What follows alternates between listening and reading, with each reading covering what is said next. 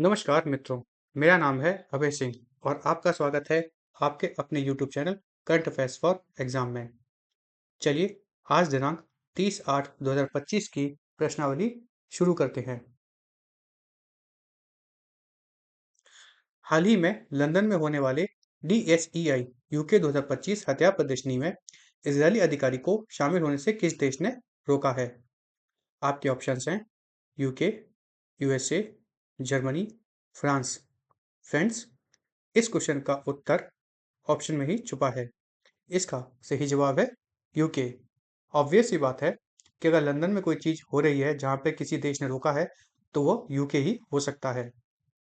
UK ने Israeli अधिकारी को DSEI यूके 2025 में भाग लेने से रोक दिया है। अच्छा, इन्होंने क्यों रोका है? इन्होंने इसे गाजा वार जो इजराइल कर रहा है उसके कारण रोका है। यूके ने जो इजराइल के साथ है सारे व्यापार वार्ता भी हाल ही में निलंबित कर दिए हैं। इजराइल ने इसे दुर्भाग्यपूर्ण और भेदभावपूर्ण बताया है। हालांकि इजरायली रक्षा कंपनी जैसे एल्बिट सिस्टम्स और रफेल भाग ले सकती थी इस प्रदर्शनी में, पर इजरायली अधिकारी को न आने के कारण, मतलब इजरायली अधिकारी को रोके जाने के कारण इजरायल ने अपनी आधिकारिक प्रतिनिधिमंडल की अनुमति नहीं दी है कि ये कंपनी भी भाग लेंगी। चलिए अगले प्रश्न पर आते हैं। किस अमेरिकी अदालत ने 1977 के IEEPA के तहत डोनाल्ड ट्रंप द्वारा लगाए गए टैरिफ को रद्द कर दिया है? आपके ऑप्शंस हैं supreme court, USCIT, federal circuit, trade board. इसका सही जवाब है USCIT। हाल ही में US court of international trade USCIT ने ट्रंप द्वारा लगाए गए 1977 ट्रंप द्वारा लगाए गए टैरिफ को रद्द कर दिया है। किस कानून के तहत? 1977 IEEPA एक्ट के तहत। उनके द्वारा कहा गया है कि ट्रंप ने अपनी शक्तियों का अनुचित लाभ उठाया है। यह IEEPA जो है, यह अधिकार देता है किसी भी प्रेसिडेंट को यूएसए के कि वह नेशनल इमरजेंसी के दौरान ऐसे एक्स्ट्राऑर्डिनरी कदम उठा सकते हैं, पर नॉर्मल कंडीशंस में वह यह टैरिफ नहीं लगा सकते। अच्छा, इससे किसको फायदा होगा? इससे 3 देशों पे जो टैरिफ लगे थे उनको फायदा होगा। किस किस को? कनाडा, मैक्सिको और चाइना। इनको सबसे ज्यादा फायदा होगा। जो भारत पे अभी 50% टैरिफ लगे हैं उसका इससे कोई लेना देना नहीं है। अर्थात उसका इस रूलिंग से जो कि ट्रम्प के खिलाफ आई है टैरिफ के उसमें, उसका भारत से कोई असर नहीं पड़ने वाला है। भारत पे जो टैरिफ लगाए गए हैं वो लागू रहेंगे। चलिए अगले प्रश्न पर आते हैं। भारतीय सैनिकों से जुड़ा कौन सा शांति मिशन 2027 तक बंद किया जाएगा? आपके ऑप्शंस हैं UNMOGIP, UNMIS, UNIFIL या फिर MONUSCO। इसका सही जवाब है UNIFIL।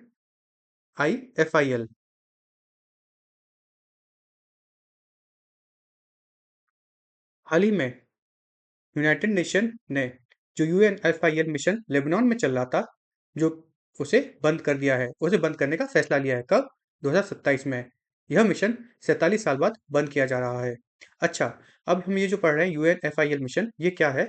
तो इसका फुल फॉर्म है United nation interim force in Lebanon, UNIFIL, United nation interim force in Lebanon.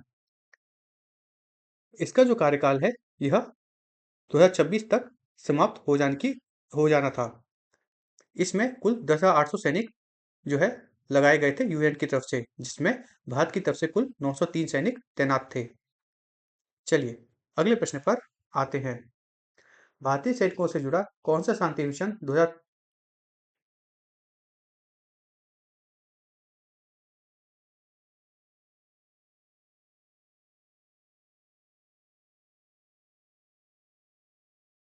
तीन यूरोपीय देशों ने ईरान के खिलाफ संयुक्त राष्ट्र की स्नैपबैक्स प्रतिबंध प्रक्रिया शुरू की है?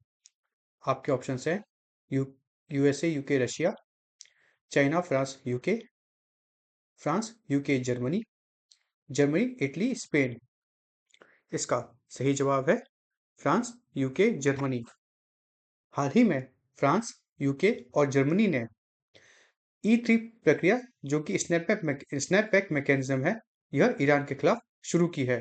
किस कारण से शुरू की है? न्यूक्लियर वायलेशन के कारण। इस प्रक्रिया में 30 दिन की इस प्रक्रिया में बिना वीटो शक्ति के 2015 से पहले के यूएन प्रतिबंध स्वतः लागू हो सकते हैं। ईरान ने इस कदम को गैरकानूनी बताया है और एनपीटी से बाहर निकलने की चेतावनी दी है। एनपीटी का फुल फॉर्म है नॉन प्लोरिफिकेशन ट्रीटी। चलिए अगले प्रश्न पर आते हैं। जलवायु परिवर्तन प्रदर्शन सूचना CCPI climate change performance index 2025 में कौन सा देश प्रथम स्थान पर रहा? आपके ऑप्शंस हैं भारत, डेनमार्क, स्वीडन, जर्मनी।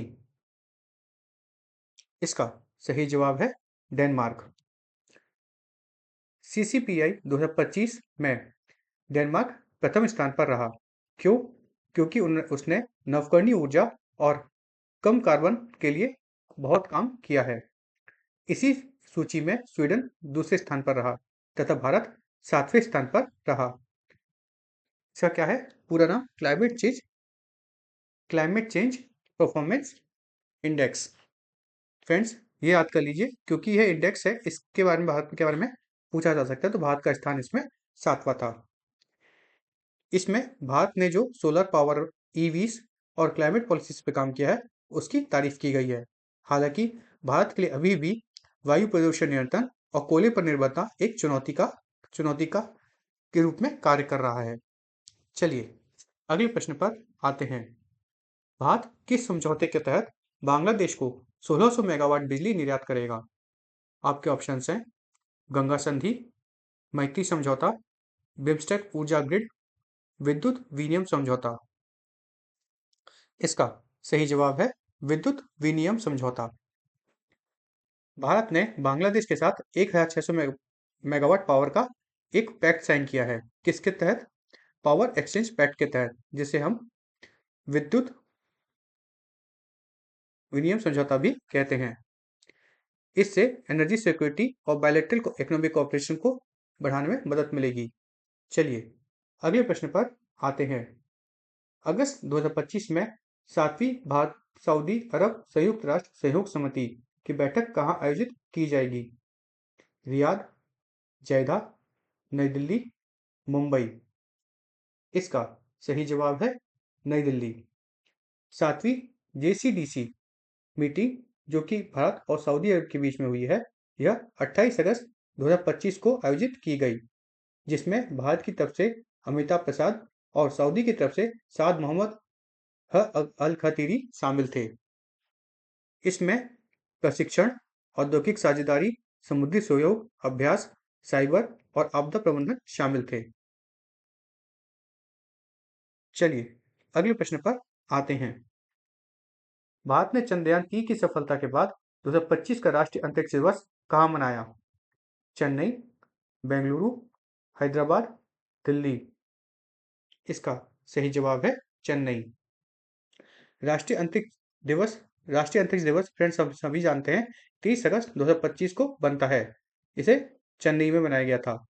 यह चंद्रयान-3 की सफलता के कारण बनता है।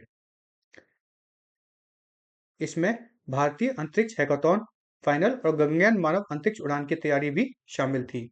चलिए अगले प्रश्न पर आते हैं। राष्ट्रीय स्टार्टअप दिवस 2025 किस तारीख को मनाया गया? आपके ऑप्शन हैं 12 जनवरी, 15 जनवरी, 16 जनवरी, 20 जनवरी। इसका सही जवाब है 16 जनवरी।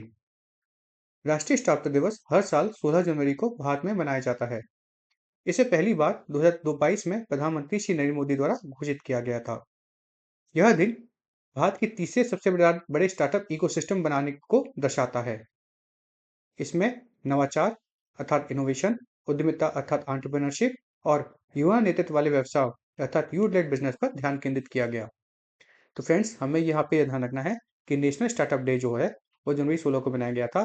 पहली बार इसको 2022 में प्रमोट किया गया था प्रधानमंत्री श्री नरेंद्र मोदी द्वारा, क्योंकि भारत को एक स्टार्टअप का इकोसिस्टम बनाना है, मतलब भारत को टॉप के भारत को स्टार्टअप के इसमें सबसे टॉप का देश बनना था। इसका लक्ष्य यह है। चलिए अगले प्रश्न पर आते हैं। वाइब्रेंट गुजरात शिखर सम्मेलन 2025 के लिए कौन सा देश भागीदार राष्ट्र था? UAE, Japan, UK, Australia. इसका सही जवाब है यूएई। वाइब्रेंट गुजरात 2025 का साझेदार देश संयुक्त अरब अमीरात था। चलिए अगले प्रश्न पर आते हैं। किस मंत्रालय ने 2025 में भारत का पहला समर्पित एआई मिशन लॉन्च किया है? आपके ऑप्शंस हैं वित्त मंत्रालय, रक्षा मंत्रालय, शिक्षा मंत्रालय, इलेक्ट्रॉनिक्स और आईटी मंत्रालय। इसका सही जवाब है इलेक्ट्रॉनिक्स और आईटी मंत्रालय। इलेक्ट्रॉनिक्स और आईटी मंत्रालय ने 2025 में भारत का पहला एआई मिशन शुरू किया है। इसका जो उद्देश्य है वो एआई नवाचार को बढ़ाना, स्टार्टअप को मजबूत करना और डिजिटल अर्थव्यवस्था को तेज करना। चलिए अगले प्रश्न पर आते हैं। अंडर 20 विश्व कुश्ती चैंपियनशिप 2025 कहाँ आयोजित की गई थी? आपके ऑप्शंस हैं ब्रिसल, समोको, दिल्ली, सोफिया। इसका सही जवाब है समोको। समोको जो कि बल्गेरिया में है, वहां पर अंडर 20 वर्ल्ड चैंपियनशिप कुश्ती की आयोजित की गई थी। इसमें भारत की काजल धोचक ने सत, भारत की काजल धोचक ने 72 किलोग्राम वर्ग में स्वर्ण पदक जीता है।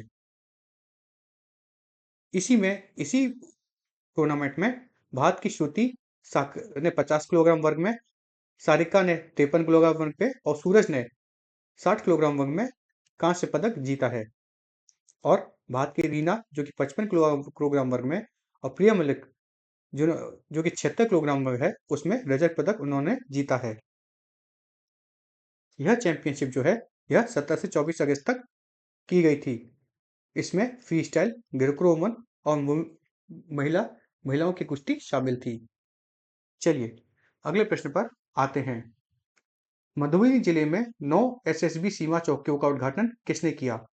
आपके ऑप्शन हैं श्री नरेंद्र मोदी, श्री धर्मेंद्र प्रधान, श्री राजनाथ सिंह, श्री नित्यानंद राय।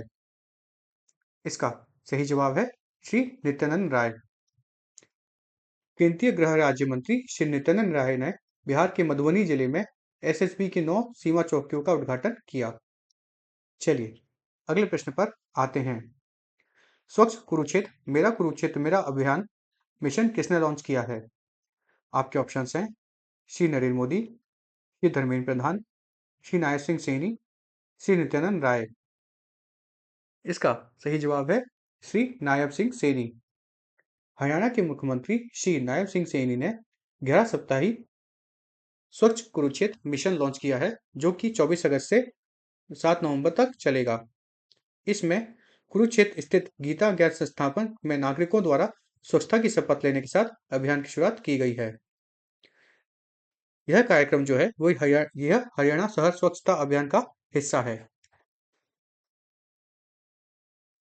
चलिए अगले प्रश्न पर आते हैं। 18 अगस्त को जयपुर में मिस यूनिवर्स इंडिया 2025 का ताज किसने जीता है?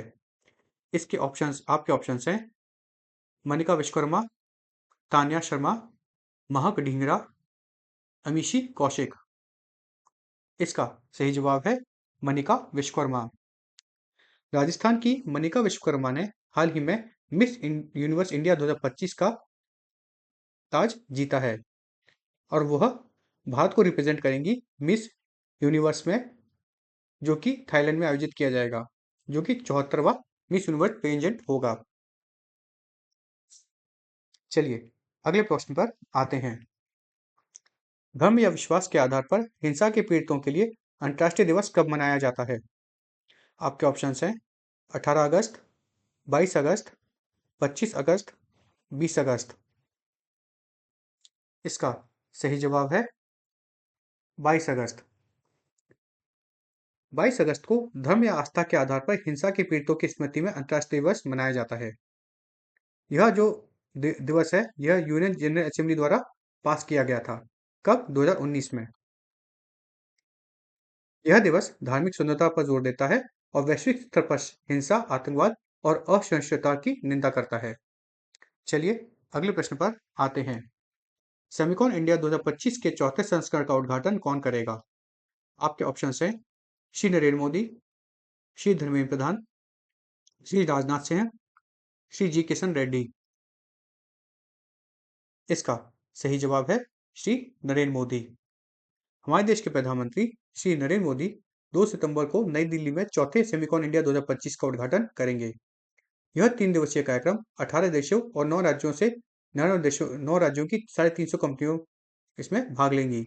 इसमें 4 अंतर्राष्ट्रीय मंडप बनाए जाएंगे जो कि जापान, कोरिया, सिंगापुर और मलेशिया के होंगे। इसका जो उद्देश्य है वो भारत को एक सेमीकंडक्टर केंद्र बनाना है वैश्विक स्तर पर। फ्रेंड्स, ये थोड़ा सा याद कर लीजिए, ये पॉइंट्स कहीं ना कहीं आपके लिखने के काम आएंगे जहां डिजिटल इंडिया की बात होगी। चलिए अगले प्रश्न पर आते हैं।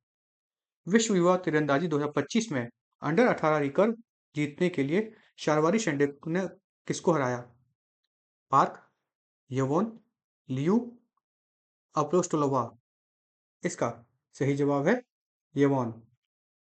शारवारी सोमनाथ शिंदे ने विनीपेग कनाडा में महिला रिकर्व स्पर्धा में स्वर्ण पदक जीता है। किसमें? तीरंदाजी में। जो अगला तीरंदाजी होगा ना वो तुर्की में होगा। कहाँ पे? अंतालया में। अभी कहाँ हो रहा है? कनाडा में हो रहा है। किस शहर में? विनीपेग में। ये फ्रेंड्स 2-3 पॉइंट से याद कर लीजिएगा। चलिए अगले प्रश्न पर आते हैं। ऐश्वर्या तोमर ने एशियाई शूटिंग चैंपियनशिप 2025 में किस स्पर्धा में स्वर्ण पदक जीता है? 25 metre pistol, 50 metre rifle, 10 metre air, trap या उपरोक्त में से कोई भी नहीं। इसका सही जवाब है 50 मीटर राइफल। ऐश्वर्या तोमर ने हाल ही में स्वर्ण पदक जीता है 50 मीटर राइफल में।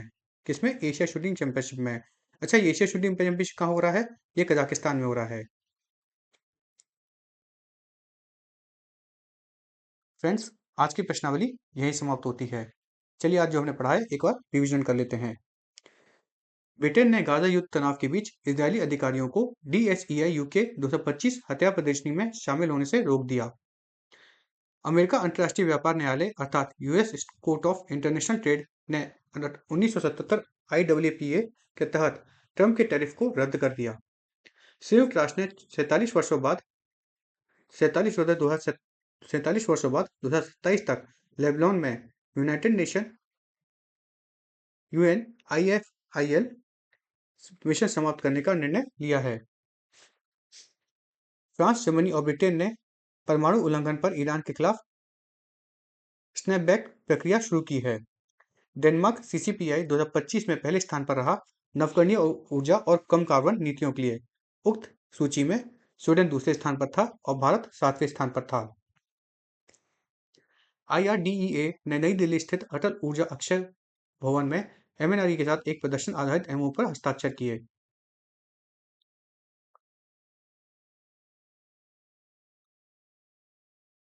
काजल दोचक ने बल्गेरिया के समोकोव में अंडर 20 विश्व चैंपियनशिप में 72 किलोग्राम वर्ग में स्वर्ण पदक जीता है। केंद्रीय गृह राज्य मंत्री नित्यानंद राय ने बिहार के मधुबनी जिले में SSB की 9 सीमा चौकियों का उद्घाटन किया। हरियाणा के मुख्यमंत्री श्री नायब सिंह सैनी ने 11 सप्ताही स्वच्छ कुरुक्षेत्र मिशन का शुभारंभ किया। राजस्थान की मनिका वर्मा ने 18 अगस्त 2025 को जयपुर में मिस यूनिवर्स इंडिया 2025 का ताज जीता। 22 अगस्त को धर्म या आस्था के आधार पर हिंसा के पीड़ितों की स्मृति में अंतर्राष्ट्रीय दिवस के रूप में मनाया जाता है। प्रधानमंत्री श्री नरेंद्र मोदी 2 सितंबर को नई दिल्ली में चौथे सेमिकॉन इंडिया 2025 का उद्घाटन करेंगे। शबरी सोमनाथ शिंदे ने विनीपेग कनाडा में अंडर 18 महिला रिकर्व स्पर्धा में स्वर्ण पदक जीता है। ऐश्वर्या तोमर ने कजाकिस्तान के शामकंठ में आयोजित एशियाई निशानेबाजी चैंपियनशिप में 50 मीटर राइफल थ्रो पोजीशन में स्वर्ण पदक जीता है। 7वीं JCDC बैठक 28 अगस्त 2025 को नई दिल्ली में आयोजित की गई, जिसकी सह अध्यक्षता अमिताभ प्रसाद और साद मोहम्मद अल कदीरी ने की। राष्ट्रीय अंतरिक्ष दिवस 23 अगस्त 2025 को चेन्नई में मनाया गया। किसके उपलक्ष्य में? चंद्रयान 3 की सफलता के उपलक्ष्य में। इसकी घोषणा जो थी ना, किसकी? अंतरिक्ष दिवस की। इसकी घोषणा 2022 में प्रधानमंत्री द्वारा की गई थी कि इसे मनाया जाएगा। फ्रेंड्स, आज की प्रश्नावली यही समाप्त होती है। आपको हमारी प्रश्नावली कैसे लगी कमेंट करके बताइएगा तथा लाइक एवं सब्सक्राइब अवश्य कीजिएगा। अगर आपको इस प्रश्नावली से लाभ मिला है तो मेरा निवेदन यह है कि आप अपने मित्रों के साथ भी इसे शेयर कीजिएगा ताकि वो भी इसका लाभ उठा सकें। धन्यवाद। जय माता दी, जय भारत।